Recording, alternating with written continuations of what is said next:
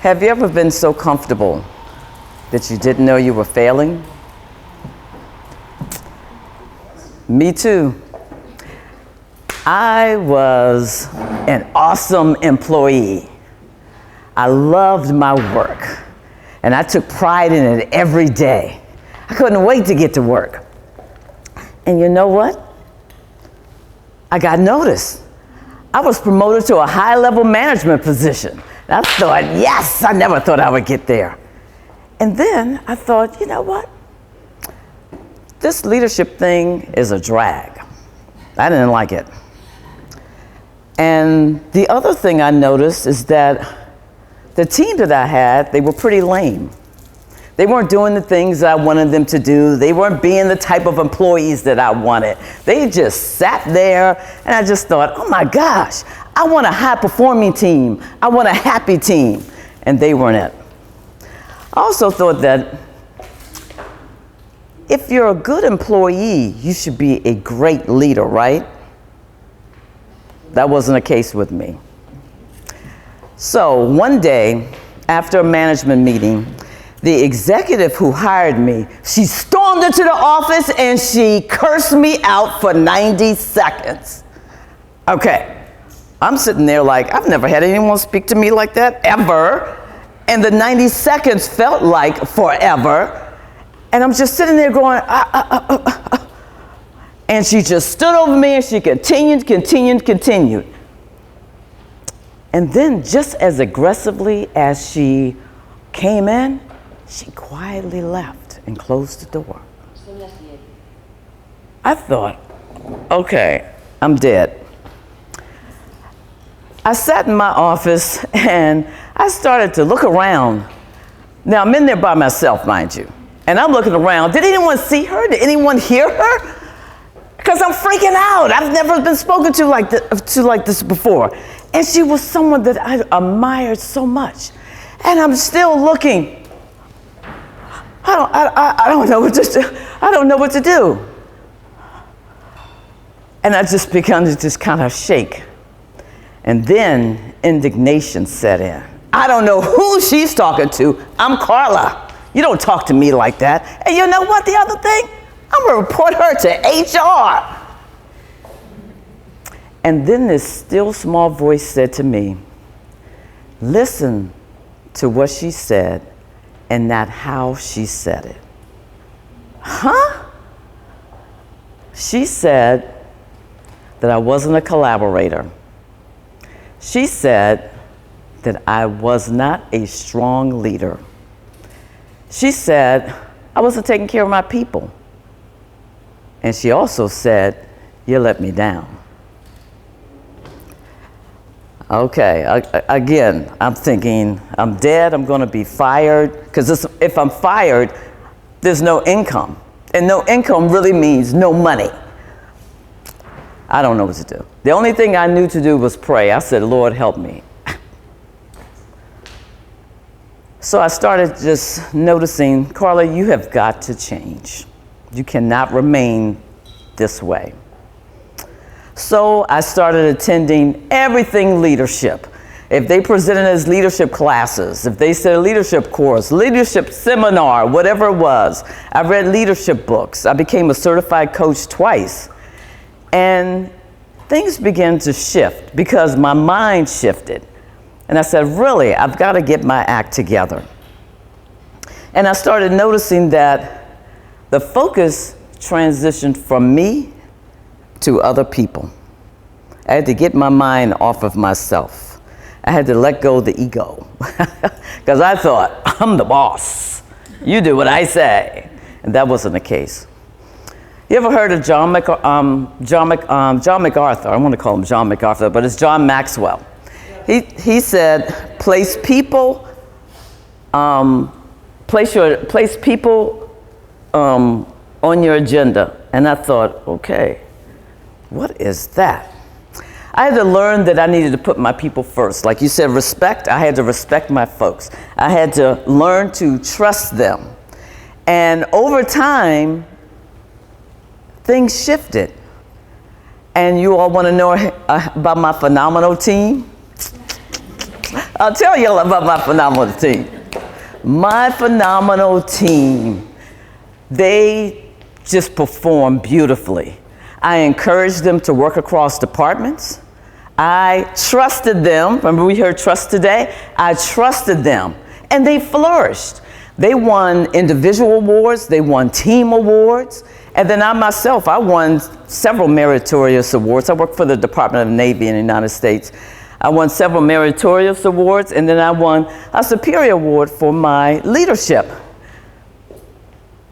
But I tell you, I was more proud of my team than receiving my awards. I was so happy for them. And that's when I noticed I have a high-performing team. I thought, oh my goodness. And then one day after the organization had met with all the managers and all the teams, a warrant officer came to me and said, Carla, you have the happiest team in the organization.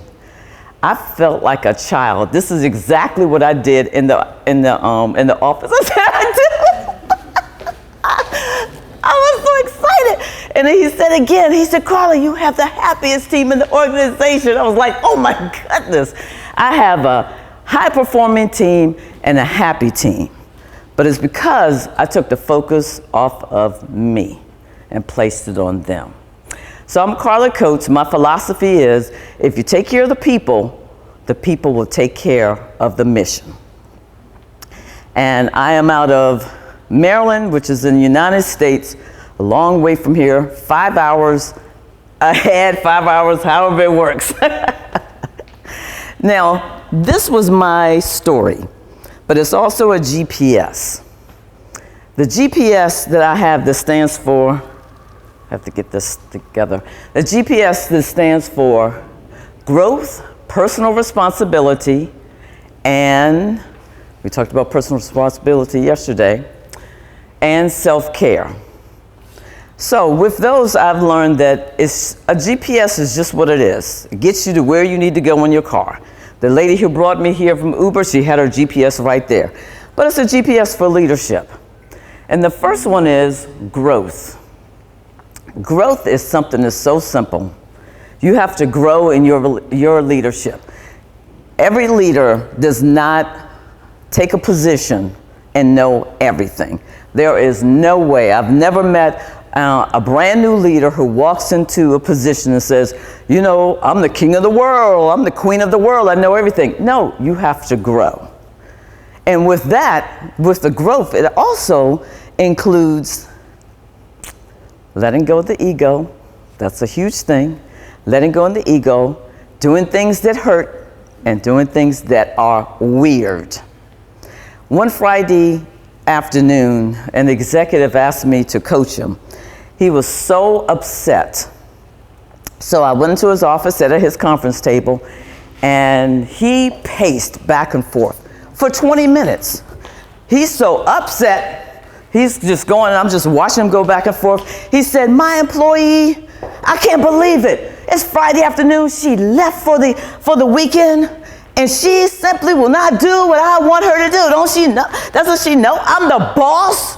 You must do what I tell you to do. And he paced back and forth, and his tie is just flopping, and he's straightening, and he's going back and forth. So finally, he stopped. He sat down in his chair. So I said, when is the next time you will speak with her? He said, Monday. I said, tell me what you think of this employee. He sat straight up and said, she's an excellent employee. I really respect her. And she has a high level of leadership.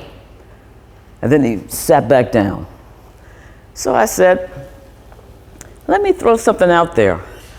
What if you were to call her and let her know that very thing today? The reason why, the employee has just gone home and she's taken all of those emotions and she's going to share those emotions with her family, her husband, her dad, and whoever else. And he sat there and he had his body turned this way. He didn't even want to look at me, and he just, I'll do it. He did it, and it worked.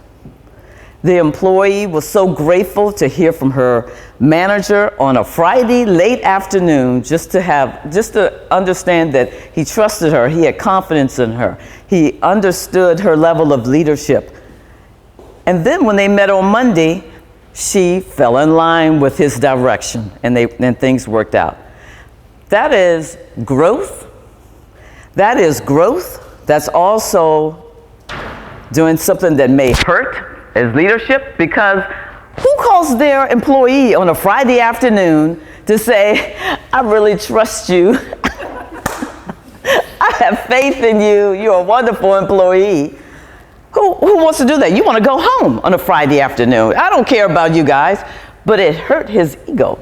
The other thing on his side is, it was weird. Again, it was Friday afternoon. Why would I spend my time doing that? You know what? I want to have fun with my family. I want to get out of here.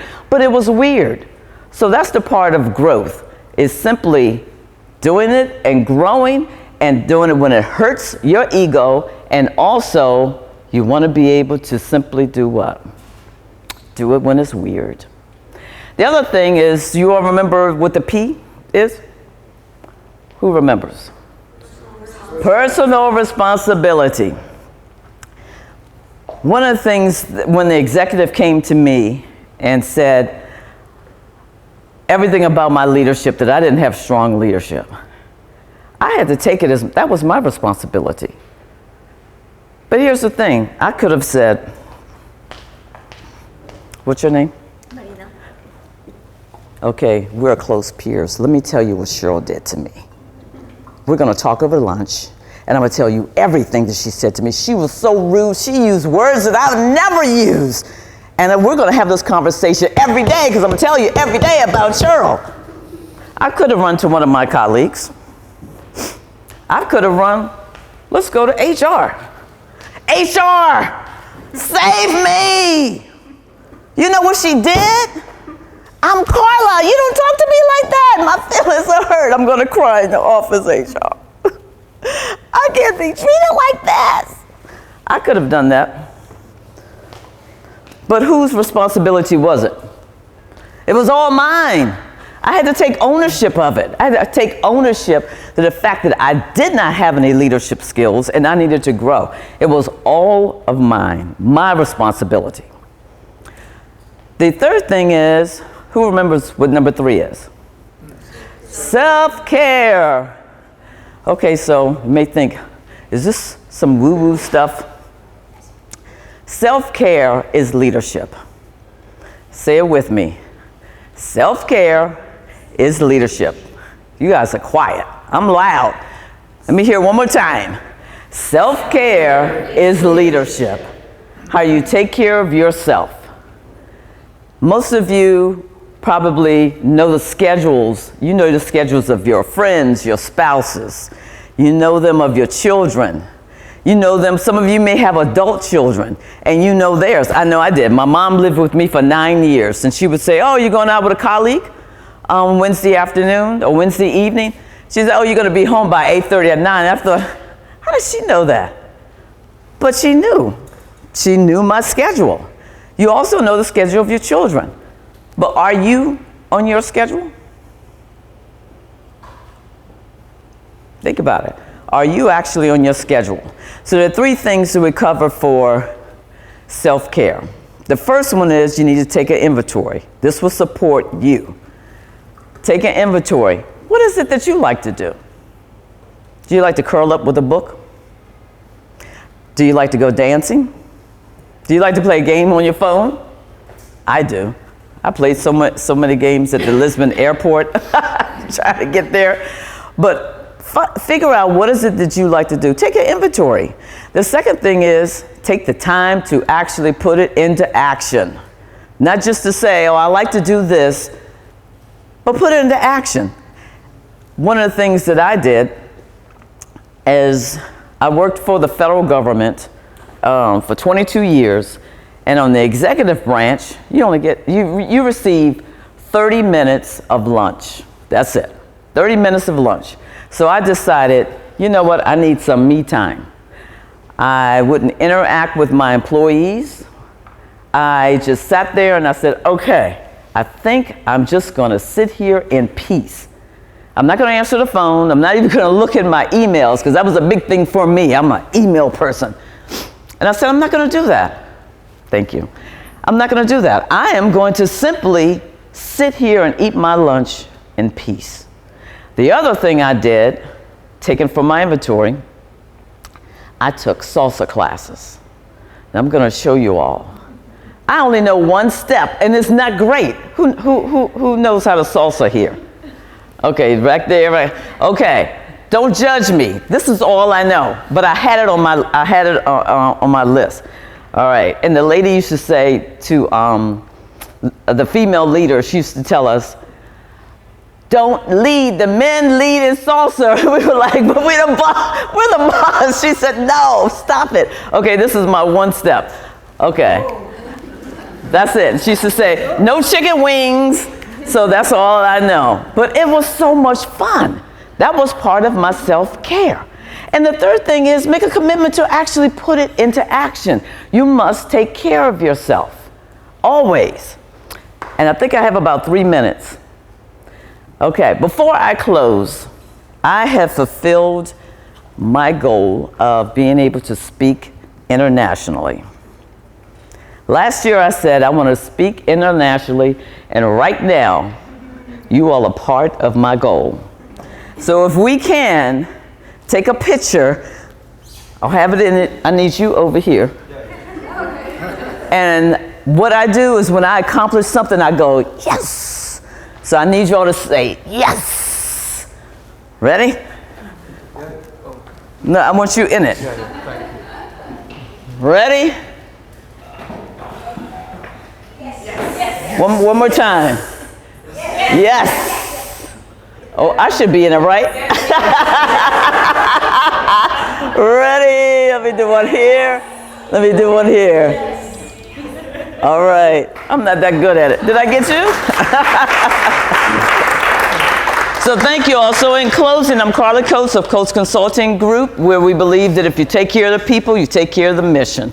But before you take care of the people, you must take care of yourself.